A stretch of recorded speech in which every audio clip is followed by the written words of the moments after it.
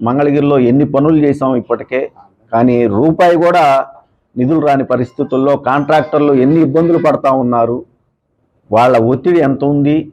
నేను సుమారు 7-8 కోట్ల రూపాయలు బయట నుంచి అప్పులు తీసుకొచ్చి మరి కాంట్రాక్టర్లకి సర్దినటువంటి పరిస్థితులు కూడా అందరికీ తెలుసు.